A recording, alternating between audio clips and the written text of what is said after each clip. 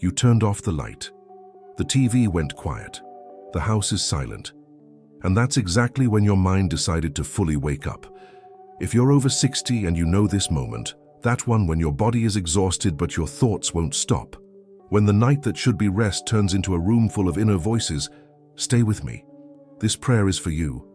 It's not weakness. It's not exaggeration. It's one of the loneliest kinds of loneliness there is. Being awake when the whole world seems to be sleeping, alone with everything that during the day you can manage to hold together, but that at night slips through your fingers. Maybe it's worries about your health, a test that's coming up, a result you still don't know how to interpret, a body that doesn't respond the way it used to, and sometimes shows signs you wish you hadn't noticed. During the day, you can distract yourself. At night, you can't. Maybe it's thoughts about your family, a child who is going through something hard and you can't fix it, a grandchild you hardly ever see, a situation you've handed over to God 1,000 times, and that comes back every night, stubborn, demanding one more round of worry that doesn't solve anything but won't stop. Maybe it's a deeper fear, harder to name. The kind of fear that appears in the dark and that seems smaller by day. Fear of what's still to come, of the unknown, of a night that someday won't have a morning. You don't have to solve any of that right now. Honestly, you don't. For a few minutes, I want you to set that weight down. Don't throw it away, just set it down for now, leave it here with me. Because in a moment, we're going to take all of this together before someone who doesn't sleep, who doesn't grow tired, and who is just as awake in this late hour as you are. Tonight, you're not going to walk through these thoughts alone. There's a verse in the book of Psalms I want to bring to you now.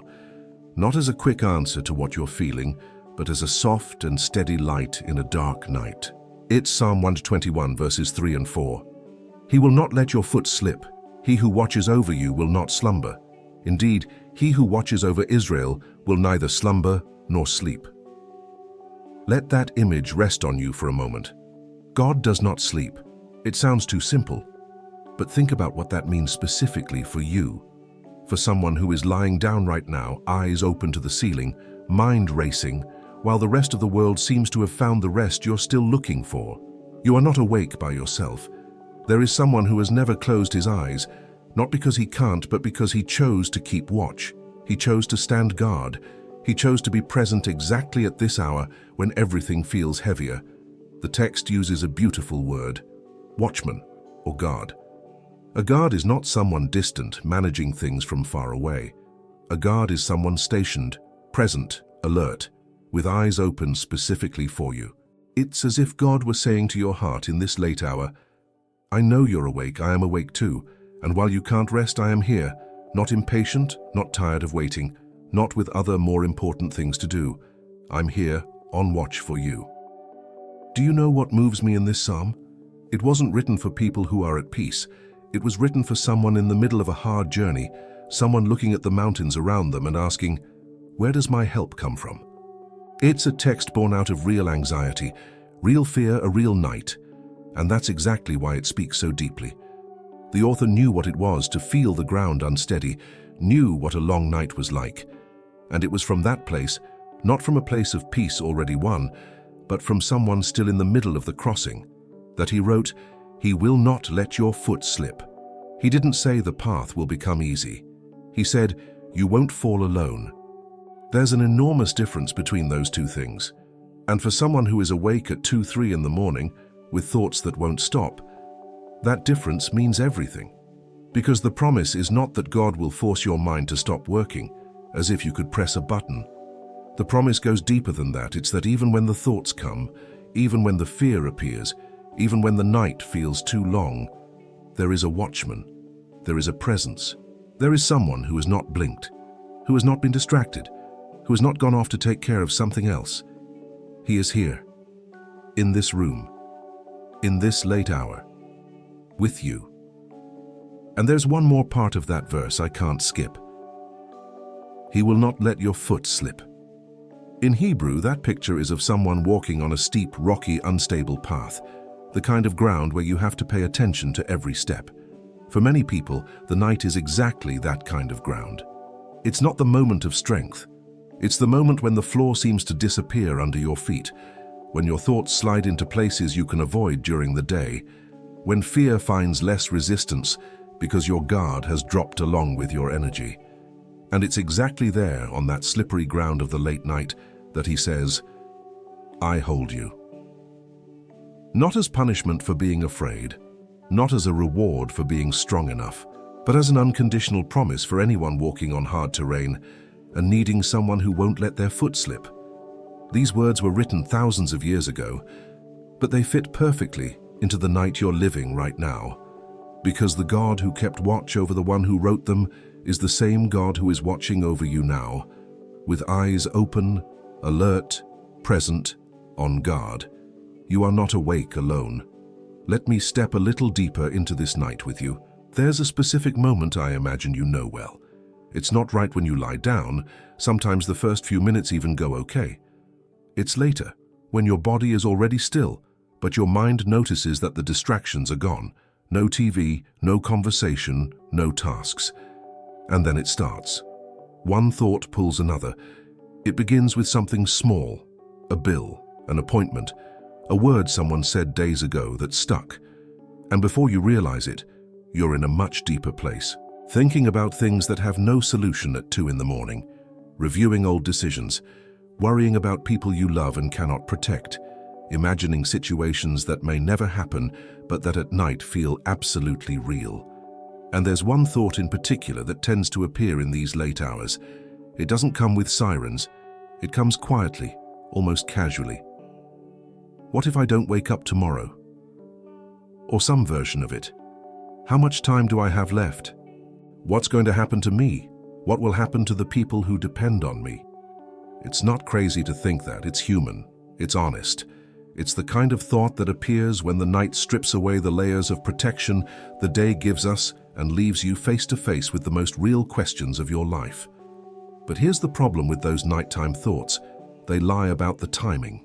They show up as if they were urgent, as if they needed to be solved now, as if the fact that you don't have the answer at 3 in the morning were some serious failure. And then you keep spinning, trying to solve the unsolvable, trying to control the uncontrollable, trying to find peace in a place where peace doesn't live, which is inside a tired mind that won't rest. The psalm we read says that God won't let your foot slip. And this is exactly the kind of slip the night offers.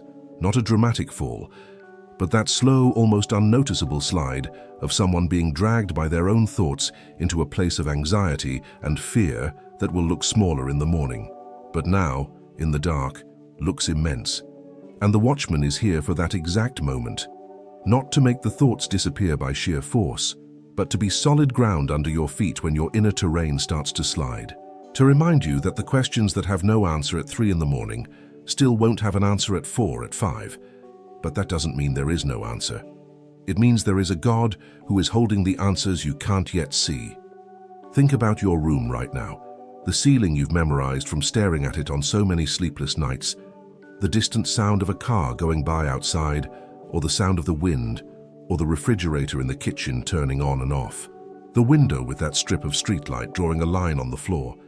Details you barely notice during the day, but that at night feel huge because your mind has nothing else to hold on to. God is in that room, not in some vague, far-off way. Specifically, in that ceiling, in that strip of light, in that heavy silence. He is just as present in your late nights as he was in your best days.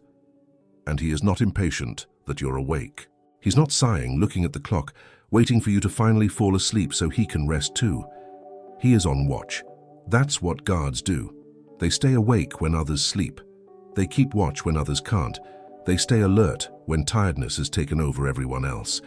And there's something only sleepless nights can teach you, when you stop fighting them and begin to receive them in a different way. The middle of the night can become the most honest place in your spiritual life. No performance, no concern about what others will think, no daytime energy that sometimes keeps us from really sitting with God. Just you and him in the dark, with real questions and real fears and a real heart. This is not punishment. It can be a meeting. I'm not saying insomnia is good or that you should want these nights. I'm saying that even in them, especially in them, there is a presence that doesn't waste any moment of yours, who takes even your late nights and turns them into something. there's a prayer that fits these moments perfectly. Not a long, elaborate prayer. You're too tired for that. A short, honest, almost whispered prayer. Lord, my mind won't stop. I can't do this. I surrender. 3 phrases. Sometimes that's all that fits in a hard night. And it's enough, because he hears even what can barely be said. In a moment, I want to pray with you exactly like that, honestly, without decoration. Like someone sitting in the dark of your room, holding this night with you. Lord, I come before you now with a person who is awake when they should be resting. The body is lying down, but the mind hasn't stopped, and this night has become too long to be crossed alone. You know exactly what this night has been like. You know which thought came first. You know where it led. You know the specific weight that is resting on this chest right now, not in a vague, general way, but with precision, with attention, with the care of someone who knows every detail of this story. And you are awake. That is what I want this person to feel right now before anything else. You are awake. While they stare at the ceiling and the mind spins, you are on watch, not distant, not busy with something else. Stationed, present, with eyes open specifically for them in this late hour. If you can, take a deep breath now. Let the air come in slowly through your nose and leave through your mouth even more slowly, and say softly, just for him to hear, Lord, I am here. My mind won't stop, and I need you now. Father, this person carries thoughts that the day can hold back, but that the night lets loose. Worries about health, this body that has worked for so many years and now shows signs that scare them. Worries about family, children, grandchildren, loved ones they cannot protect with their own hands, no matter how much they want to. Questions about the future that have no answer at 3 in the morning and still keep demanding attention as if they did. Lord, enter this mind now. Not with force, not with noise, with the same gentleness the dawn uses to come into a room, slowly, without asking permission, turning darkness into light, without anyone being able to point out the exact moment it happened. Let your presence enter this tired mind like that. Let every racing thought begin to slow down in your hands, one by one, Lord. That worry about health, it is in your hands. That situation in the family that has no clear solution, it is in your hands. That question about the future that shows up every night, it is in your hands. That fear that has no clear name but appears in the dark, it is in your hands. You hold what I cannot hold. That is the truth of this late hour. Gently place your hand on your forehead now, and imagine, not as fantasy but as faith, that it is God's hand resting on your mind, bringing calm, bringing weight. The good kind of weight, the weight of a presence that says, I am here, you can stop holding this alone. Lord, speak now against the fear the night brings, the fear of not waking up, the fear of what is yet to come, the fear of becoming a burden to those they love, the fear that the questions with no answers now will never have any. These fears are real. I don't ask that you treat them as small, I ask that you treat them as God, that you be bigger than they are. That tonight this person can feel, not just understand, that there is a watchman between them and the abyss their mind tries to build in the dark. You said you would not let their foot slip. I cling to that promise now, Lord. Hold this foot, hold this mind, hold this heart. And about the fear of the end, that thought that comes in the late hours and is hard to look straight at, I want to hand that to you now too. Not as a taboo, not as something forbidden to feel, but as a real burden this person does not need to carry alone. Lord, let them know tonight that you will be there too, that the same God who is on watch in this late hour is the one who will be present on that day, that there is no moment in this person's life, not the darkest, not the most frightening, not even that final moment we will all face, where you won't be on watch. When my last day here comes, let it be in your arms with peace in my heart.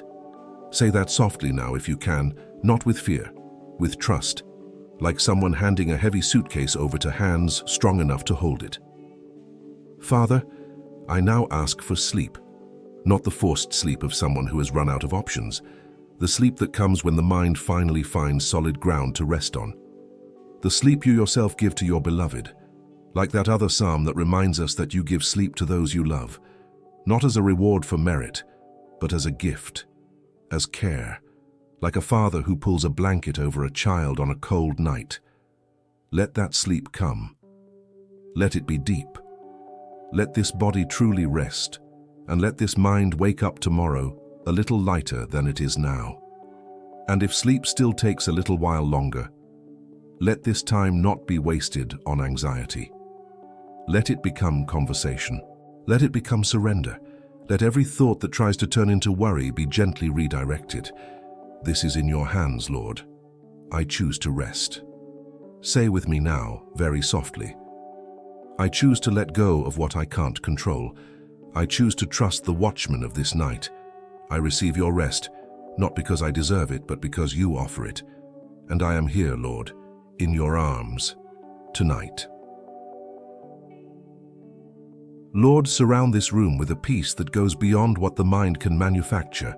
Let the last thought tonight not be a worry, not a fear, not an unanswered question. Let it be this: I am not alone.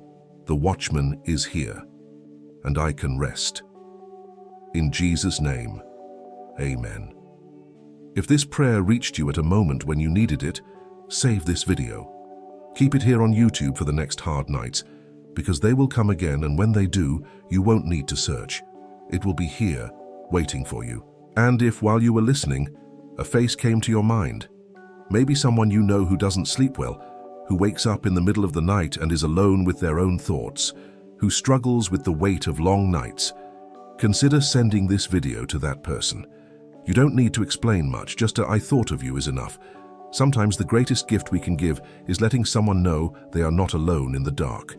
In the next video, I want to pray with you about something that lies underneath many of these nights: grief and longing. That pain of someone who lost a person they truly loved, and who sometimes, in the silence of the night, feels that absence with a strength that they can hold back during the day, but that at night comes all at once. If you carry that kind of pain, the longing for a spouse, a friend, someone who was part of your life and is no longer here, the next video was made for you, because the peace God offers is big enough to enter even the places where longing lives. Now close your eyes, let God hold you. The Watchman is here, and this night is not empty.